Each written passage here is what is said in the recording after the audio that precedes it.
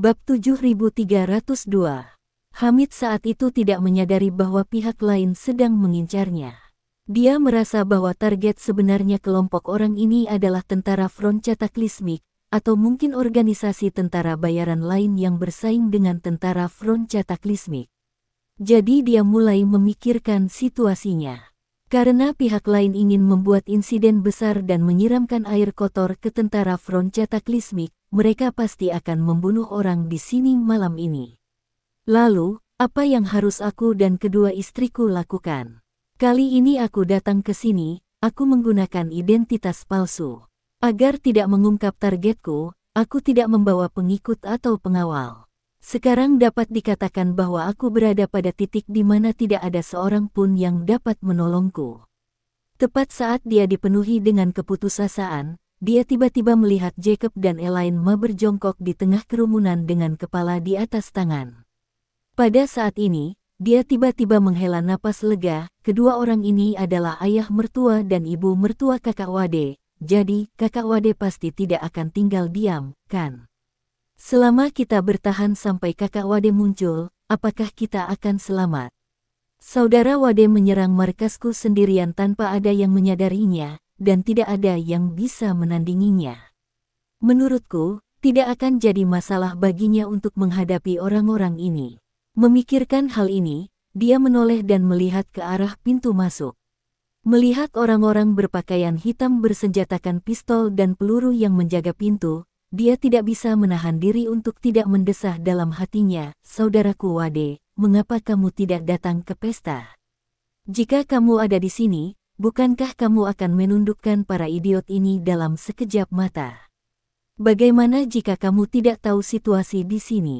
Tidak masalah jika kamu tidak bisa menyelamatkanku, tetapi jika kamu tidak bisa menyelamatkan ayah mertua dan ibu mertuamu, bagaimana kamu akan menjelaskannya kepada istrimu?"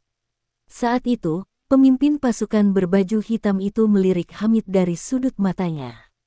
Melihat Hamid selalu diam-diam melihat ke arah pintu, dia masih bertanya-tanya dalam hatinya, apakah orang ini bermimpi bahwa seseorang bisa datang untuk menyelamatkannya.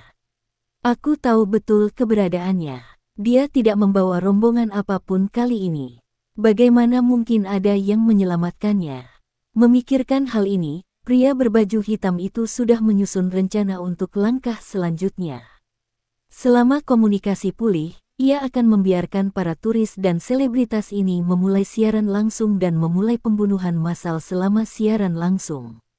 Sambil membunuh Hamid, ia juga akan menyiramkan semua air kotor ke tentara Front Cataclysmic, lalu segera mengungsi sebelum pasukan pemerintah Maladewa tiba. Semuanya akan sempurna. Pada saat ini, Charlie diam-diam mendekati bar. Ketika dia melihat beberapa pria berpakaian hitam keluar dari bar bersama manajer pulau, dia tahu bahwa mereka pasti ingin memperbaiki jaringan. Energi spiritual menyelimuti seluruh bar, dan dia menyadari bahwa situasinya relatif stabil. Dia menebak niat mereka dan berpikir bahwa mereka tidak akan membunuh orang di bar sebelum jaringan diperbaiki. Jadi, Charlie segera berbalik dan mengikuti yang lain dan manajernya. Ketika mereka meninggalkan pandangan para penjaga di luar bar dan berjalan ke jalan hutan lebat dan berliku di Pulau Baima, dia tiba-tiba berkata dari belakang, "Kalian semua, berdiri di sana." Beberapa pria berpakaian hitam terkejut dan segera berbalik sambil mengarahkan senjata mereka ke Charlie. Pada saat yang sama, beberapa orang menatapnya dengan gugup, dan salah satu dari mereka berkata, "Siapa kamu? Apakah kamu mencari kematian?" Charlie melangkah ke arah orang-orang itu dan berkata dengan tenang, "Benar sekali, kalian mencari kematian. Jika kalian memiliki kemampuan, tembaklah." Dengan cepat, manajer itu mengenali Charlie sebagai tamu di pulau itu dan berkata dengan cepat, "Tuan Wade, tolong jangan impulsif. Mereka benar-benar tahu cara membunuh orang. Ada banyak mayat di luar restoran, dan darah berceceran di tanah." Charlie tersenyum dan berkata, "Jangan khawatir, mereka bisa membunuh orang lain tapi bukan aku." Pria berpakaian hitam di tengah mendengar bahwa Charlie seharusnya menjadi tamu di pulau itu, dan segera mengutuk, "Dasar bodoh, apakah menurutmu kita sedang syuting film di sini? Pergilah ke neraka. Setelah mengatakan itu, dia menarik pelatuknya tanpa ragu-ragu. Akan tetapi, pada detik berikutnya, ia tiba-tiba menyadari bahwa pelatuk yang biasanya dapat ia tarik dengan mudah, kini seolah-olah tersangkut sepenuhnya pada badan senjata, dan ia tidak dapat menariknya sekuat apapun ia mencoba. Pembuluh darah muncul di seluruh lengannya karena mengerahkan begitu banyak tenaga, dan jari-jari pada pelatuk hampir putus karena tenaga yang sangat besar. Rasa sakit yang hebat menjalar ke persendiannya, membuat kepala dan wajahnya berkeringat, tetapi meskipun begitu, pelatuknya tetap tidak bergerak. Dia ketakutan dan berkata kepada yang lain, ada yang salah dengan orang ini. Cepat, tembak dia sampai mati. Setelah menerima perintah, beberapa orang ingin segera menarik pelatuknya. Namun, situasi mereka sama dengan pria di tengah, dan mereka sama sekali tidak dapat menarik pelatuknya. Beberapa orang berteriak ketakutan, "Kapten, ada yang salah dengan senjataku, aku tidak bisa menarik pelatuknya." Aku juga." Sang kapten segera ingin menekan tombol panggil pada komunikator untuk meminta bantuan dari rekan satu timnya, tetapi kemudian ia menyadari bahwa tangannya entah kenapa tidak dapat digerakkan. Dia langsung berkeringat dingin, menatap Charlie dengan gugup dan bertanya, "Siapa kamu? Apakah kamu melakukan ini?" Charlie mencibir dan berkata dengan nada menghina, "Ini bukan perbuatan kakekmu, ini adalah sihir kakekmu." Setelah itu, dia sedikit mengernyit, wajahnya penuh dengan niat membunuh, dan berteriak dengan tegas, "Katakan padaku, siapa kamu? Apa sebenarnya yang ingin kamu lakukan di sini? Jika kamu berbicara dengan baik, aku akan memberimu kematian yang cepat. Jika kamu berbicara buruk, aku akan membuatmu lebih menderita daripada kematian." Pria itu langsung berteriak dengan marah, "Siapapun kamu tidak akan bisa mendapatkan sepatah kata pun dariku. Kalau kamu tidak percaya padaku, datang saja ke sini dan coba." Charlie berkata dengan nada meremehkan, "Aku akan mencobai ibumu. Kau sampah, dan kau pantas mendapatkan masalahku." Setelah berkata demikian, Charlie mengeluarkan kartu kamar dari sakunya, menjentikkan pergelangan tangannya dengan ringan, dan energi spiritual melilit kartu kamar itu dan terbang keluar dengan kecepatan tinggi. Kartu kamar yang terbungkus dalam energi spiritual begitu tajamnya sehingga dapat memotong besi seperti lumpur, dan energi spiritual di sekitarnya bagaikan penghalang, melindungi kartu kamar dari bahaya apapun. Kartu kamar itu melayang di udara dengan suara yang memecah udara, lalu dengan suara desiran, ia mengitari lelaki itu dan memotong kedua lengannya dari bahunya. Bekas luka sebesar mangkuk tiba-tiba muncul di kedua sisi bahu lelaki itu, dan darah menyembur keluar seperti dua alat penyiram api yang meledak, memerciki tubuh dan wajah orang-orang di sekitarnya dengan darah yang panas, lengket, manis, dan amis. Yang lebih ajaib lagi adalah kartu kamar itu tidak ternoda darah. Kartu itu menggambar bayangan putih di udara dan kembali ke tangan Charlie. Pada saat ini, kultivasi Charlie telah membuat kemajuan besar setelah dihancurkan oleh cincin Maria Lynn dan menara harta karun 4 sisi. Meskipun Soul Piercer sudah tidak ada, dia bisa menggunakan apa saja untuk menggantikannya. Bahkan kartu ruangan kecil pun bisa digunakannya untuk membunuh ribuan pasukan. Orang-orang ini belum pernah melihat pemandangan yang luar biasa seperti itu sebelumnya, dan mereka semua ketakutan setengah mati. Pria yang lengannya terputus itu sangat kesakitan hingga hampir pingsan. Ia ingin berteriak untuk meredakan rasa sakitnya, tetapi tenggorokannya seperti tersangkut oleh tangan tak terlihat.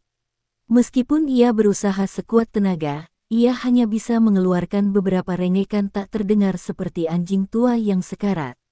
Ketika sang manajer melihat kejadian itu, seluruh tubuhnya kejang-kejang hebat, lalu dia memutar matanya dan jatuh pingsan ke tanah.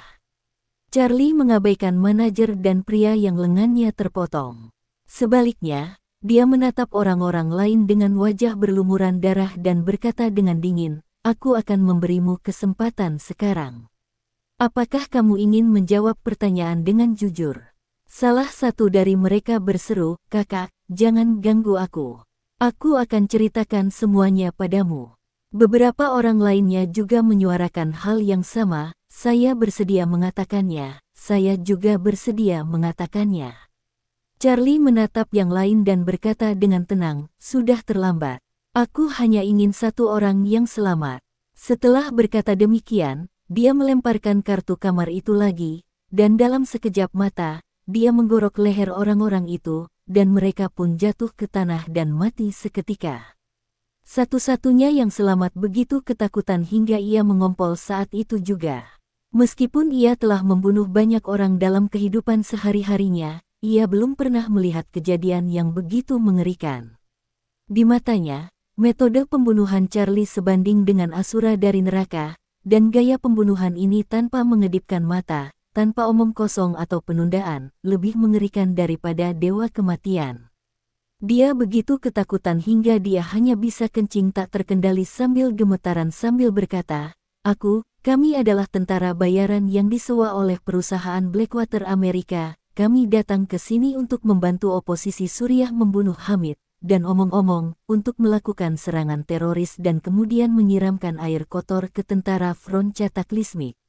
Charlie mengira orang-orang ini ada di sini untuk membunuh Tawana, dan juga mengira orang-orang ini ada di sini untuk membunuh Bernard Elno, tetapi dia tidak menyangka orang-orang ini ada di sini untuk membunuh Hamid. Lebih jauh lagi, dia sebenarnya dipekerjakan oleh pihak oposisi.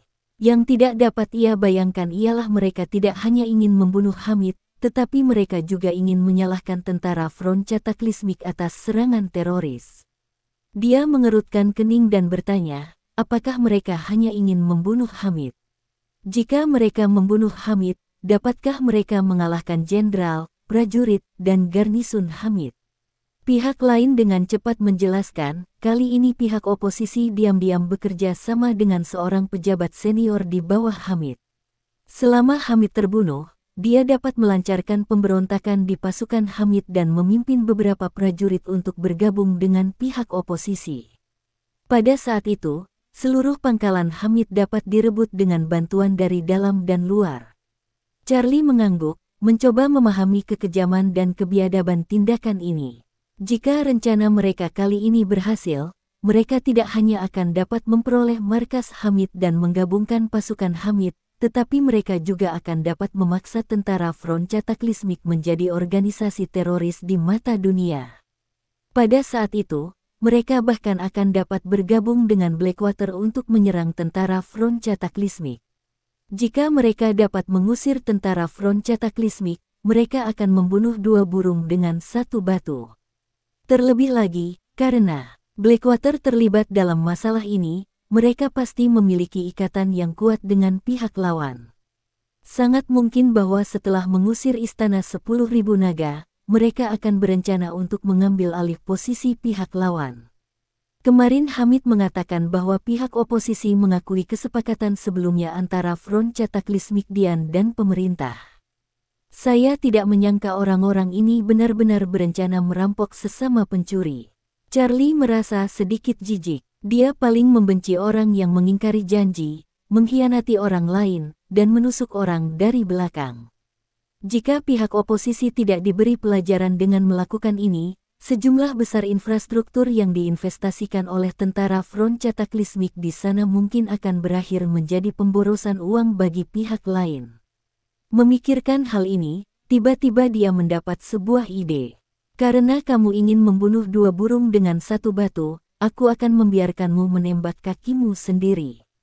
Perusahaan Blackwater telah jatuh ke tangan kakek Wade hari ini. Kau hanya bisa menyalahkan dirimu sendiri karena kebutaanmu.